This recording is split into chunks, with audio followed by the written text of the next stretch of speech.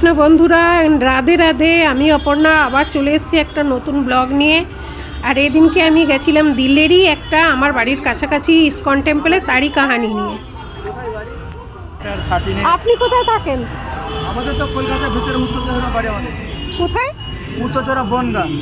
বনগা, বাহ বাহ বাহ বাহ। বনগাতে আমার মামার বাড়ি। জমিদার বাড়ি আছে না যমুনা, ওখানে আমার মামার বাড়ি। হ্যাঁ, আচ্ছা আচ্ছা। আজকাল কথা বলেও বোঝা যায় না, বাইরে থেকে থেকে না কথা টানো এমন হয়ে গেছে, টানো দেখে বুঝতে পারবে না যে বাঙালি কিনা। ভালো লাগলো। কত বছর এখানে? 15 বছর পড়ছে। আরে বাহ। তো বলো তোমরা কেমন আছো? সবাই ভালো আছো নিশ্চয়ই। আমার এখানে ঠান্ডা ভীষণ পড়েছে, কিন্তু আমরা দুজন সেদিনকে ঘুরতে বেরিয়ে গেছিলাম। ঘুরতে বলতে জানুয়ারি মাসে আমরা এখনও মন্দিরে কোথাও গেছিলাম না ঠান্ডার জন্য। তো আমি বললাম চলো একটু আমরা ইসকন টেম্পল থেকে ঘুরে আসি। আর আমরা সাধারণত ইসকন টেম্পলে যাই, আর এটা আমার বাড়ির খুব একটা কাছে না, তবে একটু কাছেই। আর দেখো ইসকন টেম্পলটা বাইরে থেকে এরকমই দেখতে লাগে।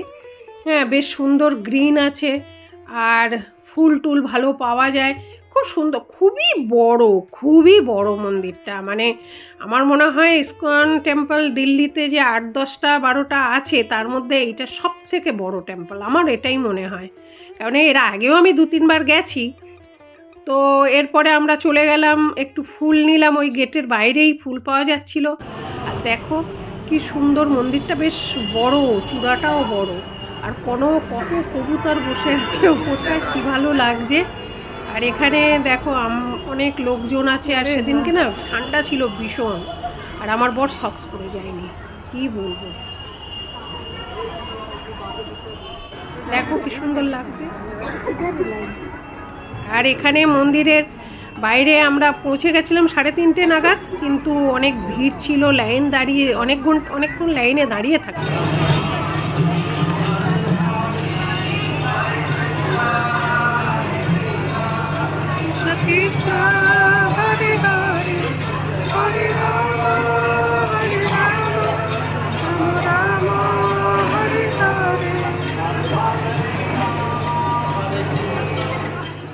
তো দেখো মন্দির প্রাঙ্গণে কত ব্যবস্থা করা। আর আমি আর আমার কর্তামশাই একটা সাইডে চেয়ারে বসে গেছিলাম, কেননা আমাদের হাঁটুর ব্যথা, তাই আমরা চেয়ারে বসেছিলাম। মানে কত ভিড়, কত লোক।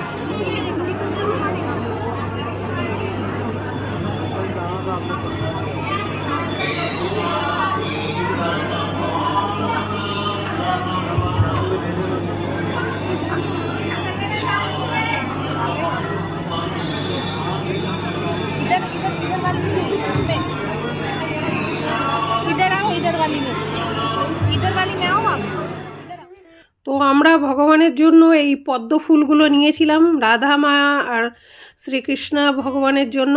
আর তার সাথে নিয়েছিলাম 2 রকম লাড্ডু, নারিয়েলের লাড্ডু আর তিলের লাড্ডু। আর এই দাদাটাকে দেখো, এই দাদাটা ওখানে আমাকে ডেকে নিজেই কথা বললো। এই দাদাটার বাড়ি না আমার মামার বাড়ি বনগাঁতে, গোবরডাঙ্গা, ওখানে এনার বাড়ি। তো খুব ভাল লাগলো। আর এই দাদা বলল ওখানে অনেক বাঙালি আছে। সত্যি ভিতরে গিয়ে দেখলাম অনেক বাঙালি, যেখানেই দেখছি সেখানে। আর আমার যেহেতু শাঁখা পলা হাতে আছে, আমাকে দেখে অনেকেই ডেকে আসলে বাইরে তো ওয়েস্ট বেঙ্গলের বাইরে একটা বাঙালি দেখলে সবারই ভালো লাগে। তো আমার সাথে অনেকেই কথা বলছিল, আর ম্যাক্সিমাম প্রভুরাই বাঙালি ছিল।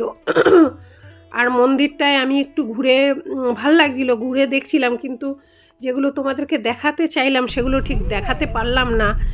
আর তারপরে সেদিনকে বৃষ্টি হচ্ছিল, আমরা পুজো টুজো দিয়ে বাইরে বেরিয়ে দেখছি ও মা, এ তো ভীষণ বৃষ্টি হচ্ছে। তবে বৃষ্টি হলেও আমার আবার না মানে কিছু অভ্যাস খারাপ আছে। আমার বাইরে বৃষ্টি হবে আর গাড়িতে বসে আমি ঘুরবো, এটা আমার আগেও অভ্যাস ছিল। তো আমার বর মাঝে মাঝে আমার মুড অফ থাকলে আমাকে আমার বর এমনি করে বৃষ্টির দিনে বলতো চলো তোমায় ঘুরিয়ে আনি, বলে আমাকে গাড়ি করে নিয়ে গিয়ে ঘুরিয়ে আনতো। তো সেদিনকেও অনেক দিনের পরের ওই স্মৃতিচারণ হলো, যে বাইরে বৃষ্টি আর আমরা গাড়িতে করে যাচ্ছি। আমার খুব ভালো লাগছিলো, ওই জন্য দেখুন আমি কতবার থ্যাংক ইউ বলছি। অনেক বছর পরে আমি এরকম বেরালাম, আজকাল বেরোনো হয় না। আর এখানে আমি বানিয়ে নিচ্ছিলাম পনির বাড়ি এসে। ও বাবা, কাজের এখনো শুরু হলো না? হ্যাঁ, ছিলাম এই ভেবে যে জানুয়ারি মাসে এখনো যাওয়া হয়নি বলে গেছি। তো আমি পনির বানিয়ে নিচ্ছিলাম আর অঞ্জলি আমাকে হেল্প করছিল। অঞ্জলির সাথে কথা বলতে বলতে পনির বানাচ্ছিলাম আর অঞ্জলি রুটি বানিয়ে দিল, গরম গরম রুটি আর পনির। সব খেয়ে, আর বৃষ্টিটা ভালোই পড়েছিল।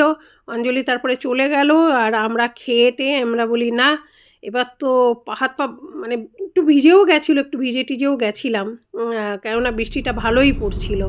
তো যাই হোক, আমরা সেদিনকে ঘুরলাম। আশা করি তোমাদের ভিডিওটা ভালো লাগবে। আর ভিডিও ভালো লাগলে তোমাদের কি করতে হবে তোমরা জানো? লাইক, আরে করো তো কমসে